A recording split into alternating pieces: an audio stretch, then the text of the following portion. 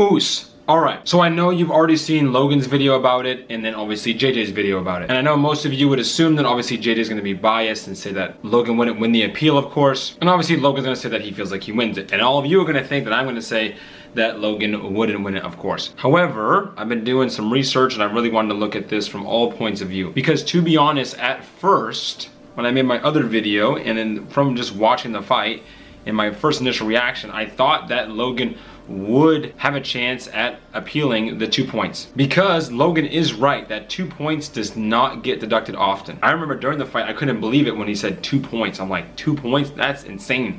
Rarely do you even see 1 point. It has to be something egregious, and typically there's warnings and all these other things that come into play when you take away a point. So at first glance it seems like 2 points, that's crazy. However, the further you break this down, the worse it gets for Logan. And that honestly goes to show how good of a ref Jack Reese is and how quickly he assessed this and tried to make a decision that was good for both parties, to be honest. Because initially it seems like he's being unfair to Logan and he's giving him a greater punishment than needed. Now, Jack Reese does a great job of explaining the reasons behind his decision making. And even JJ and even Deji did a good job of explaining each punch and what that was illegal and why he took away the 2 points. But I did some more research. I wanted to research older fights and when points have been taken away, and other fighters when they've held and punched, and when punches have been landed when they're down, and what typically happens to a fight when that happens. I know I've seen it before, so I wanted to compare it to old fights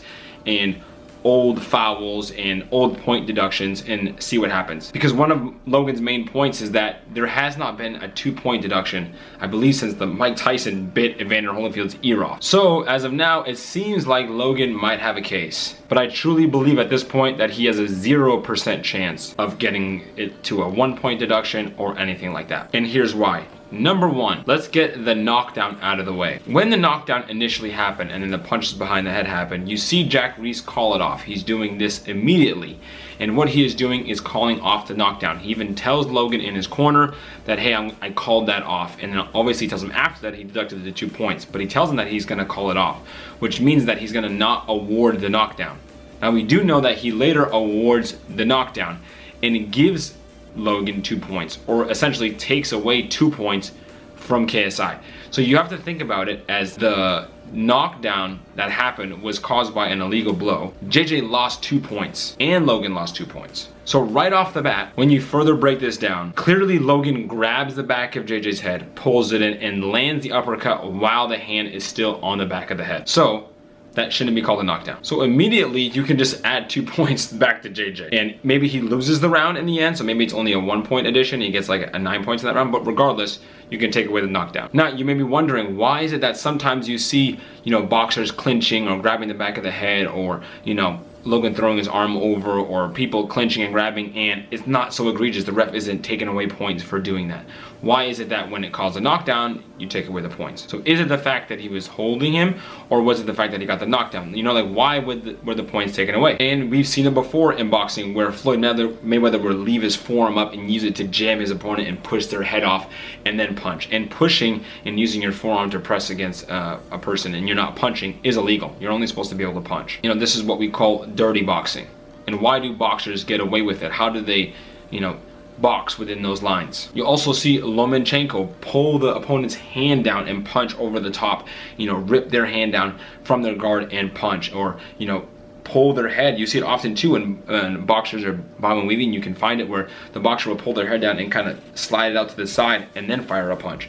Why is that not illegal? Why is that not deserving of a 1-point or a 2-point deduction? George Foreman, you can watch his fight with Joe Frazier. He would be someone who would push and shove his opponent to the side. That's also supposed to be illegal. You'll see it all the time when you see someone pushing away. The ref will say, hey, cut that out. No pushing allowed. You're not allowed to be able to stiff arm or hold your hand on your opponent, or push them to the side, pull their head down. You're not supposed to be able to do that. Grabbing or trapping is illegal in boxing. Also, just so you know, what else is illegal in boxing is you're not allowed to punch your opponent with both hands at the same time. You're only supposed to hit with one hand. So if you go like this and punch, you saw Pacquiao do that to someone a while ago, and the ref, stopped it. It didn't cause a 2-point deduction because it wasn't egregious and it didn't hurt his opponent, but it's against the rules. You're also supposed to be grounded when you punch, so you're supposed to have one foot on the ground. See, in MMA, you can jump off the cage, you can do, flying punches, flying knees, but in boxing, you're supposed to have one foot down at least when you punch. But sometimes you see boxers, leaping into their hooks and into their uppercuts or into their punches.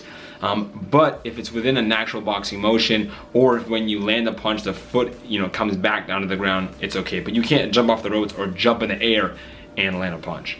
You're also not allowed to hit with the side of the glove or the back of the glove. So back fist or hammer fist are illegal. So someone who's a kickboxer and done MMA in different martial arts, when I first watch it, I don't think of it as that egregious, right? I don't see it as that big of a deal because I'm so used to seeing in other combat sports, people hit each other in crazy ways, right? Knees, elbows, jumping off crazy things. Other celebrities or mixed martial artists or, boxers, kickboxers, people who are used to seeing multiple swords may not see what Logan did as that bad, because they're used to seeing other things. But a pure boxer, when it comes to boxing rules, what he did was very against the rules. So why is it that Logan gets deducted the points and gets penalized, whereas these other boxers, Lomachenko can pull the hand down and punch, and Floyd can, shove his forearm against the neck and punch, and, people can push each other around and punch? It's because when they are executing the punch, they actually release what they're doing. So if Lomachenko were to pull the hand down and keep holding the hand while punching, then it would be illegal because you're holding while punching. But you can get away with it in dirty boxing if you pull the hand down, release, and then punch, right? So if you pull the head through and then you release it and then punch, the ref may let you get away with it. When Floyd would, frame off with his forearm and leave it against your face and you're trying to brush it off, he releases it and then fires his punch. And you can very clearly see that Logan pulls the head down and he lands the punch while holding the head. It's interesting enough, but I really think that if Logan, reached his head and just clinched for a second and then released and then threw the uppercut, it wouldn't have been as seen as bad. He still would have been, penalized for the downward shots, but the knockdown would have been in question. Now, the second one, when he's actually going down, Logan still has his hand on the back of his head, and then he throws a punch sort of like a cross, but it was more like a hammer fist. And you saw when Conor McGregor versus Floyd Mayweather, Conor McGregor was doing those punches and he was kind of coming down on the side of his head like a hammer fist, and the ref was saying you can't go down because it's literally an illegal punch. And he's trying to explain it to him. He knows he's an MMA fighter and he doesn't want to get in the way of the fight, right? He wants to keep the fight happening, but he has to control the illegal shots. Also, another point, you saw Conor McGregor when he was punching Floyd. At one point, he was holding him around his hip and punching. Now, we've seen guys spin guys around or, grab by their waist so that they can turn better. This is not too uncommon. However, they release and then punch. What Conor was doing was holding and punching at the same time.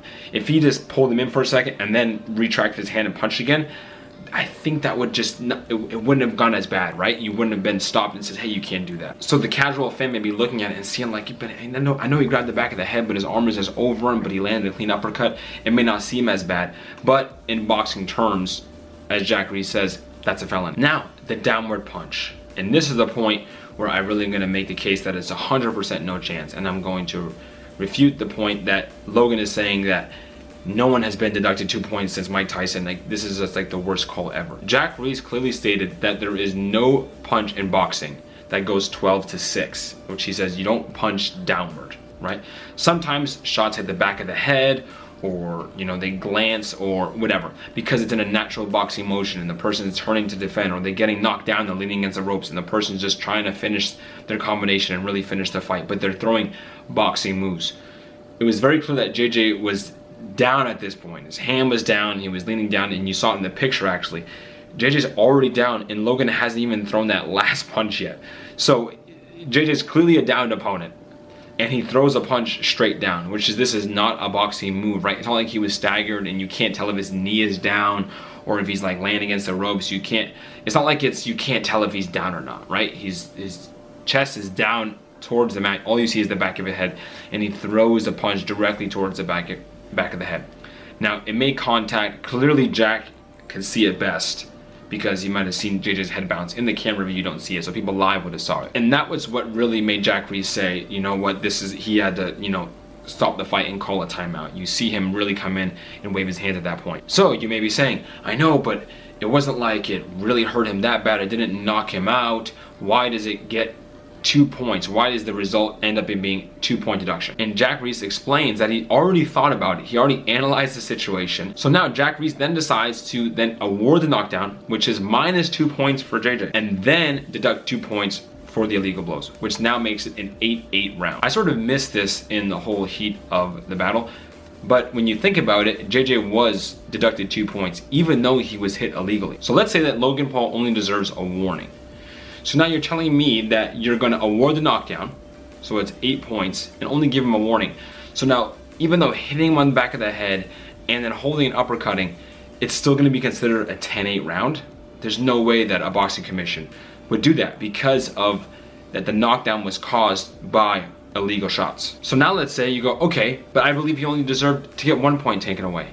So let's say you award the knockdown, so it's 8 points for JJ in that round, and it's only 9 points for Logan. It's only 1 added point. So that makes it a draw. JJ can turn around and appeal the fight for the knockdown earlier in the fight, and then he'll win the fight anyways.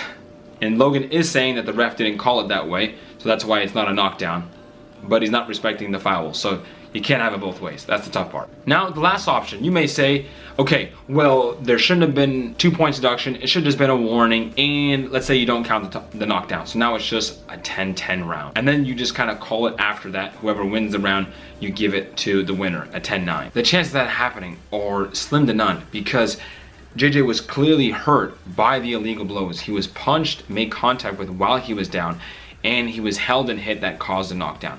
So there's no way that you can just say, no, let's just go back to, regular, we're gonna give him a warning and then go back. Because JJ could have had trouble finishing the round, clearly, because of those illegal shots. And even if they did do that, and they gave the round to Logan being a 10-9 round, JJ can still turn around and appeal for the knockdown not being called earlier in the fight, which that's gonna be an easy one. Like this one is like you have to look at it multiple ways.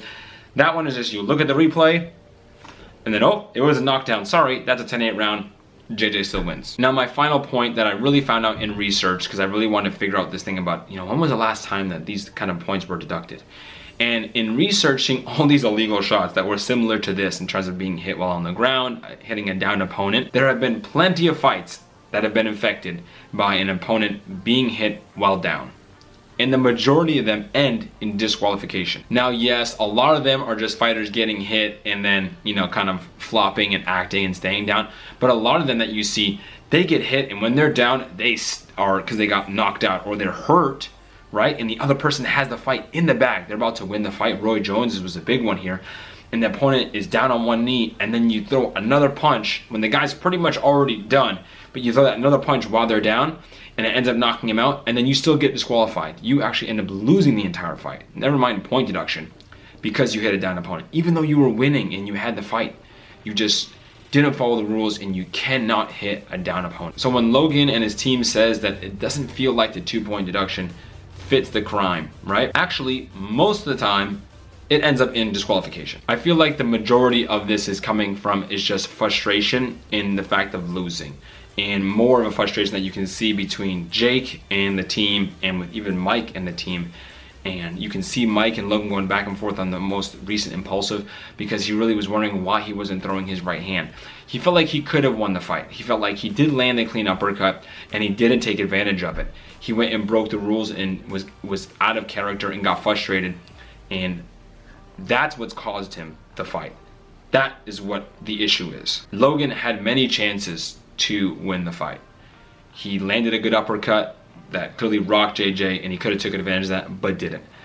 Then after that, when JJ only took a minute to recover, he didn't take advantage of that. And there was still a round or two left, and he didn't take advantage of that. But hindsight is 20/20, and that's the fight game. Listen, if you don't take out JJ and knock him out, he's gonna keep coming for you 110% the entire fight. So to me, it's a coulda, shoulda, woulda. Yeah, you could have, knocked him out. You could have ended the fight correctly. You can say that 9 times out of 10 you would beat him, and you did land a good uppercut, and maybe in another fight, if you do land the uppercut, you'd be smarter about it. But that's the fight game. You're throwing punches at each other.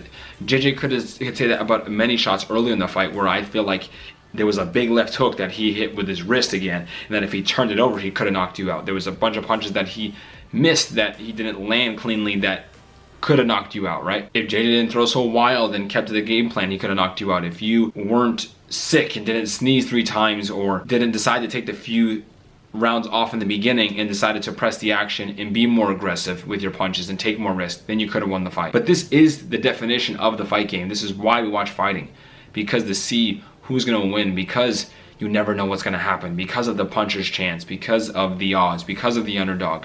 This is why we watch boxing. So when you break the rules and you don't go for it all, this should be expected. Jack Reese decided to say, you know what, let's even it off. I'm gonna give him the knockdown and then take away the 2 points and make it an 8-8 round, which was generous to Logan. If he just took away 2 points and didn't award him the knockdown, I think he may have a case, which he would still probably lose, but I think he would have more of a case then. But with him being awarded the knockdown, he thinks that if he just wasn't deducted the 2 points, he would win.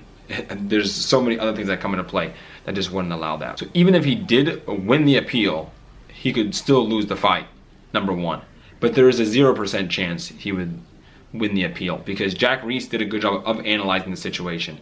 And he made a decision that was based off of analyzation to make sure he continued the fight, right? Because JJ decided to continue, which often this ends up in disqualification, which it didn't. So Jack Reese thought what he did was best to keep the fight going and to give both of them a fair chance, you know, to win the fight. So yes, I hope you enjoyed the recap and a little deeper analysis of the boxing rules so that both parties can really see why they were called 2 points, and you know, the whole case with Mike Tyson being deducted 2 points, and it's not very often. You realizing that disqualifications happen often because of this. I know this won't end the debate, even though it should. So put your comments below. Let me know what you think. Let's continue the dialogue. Leave a like and subscribe. Oos.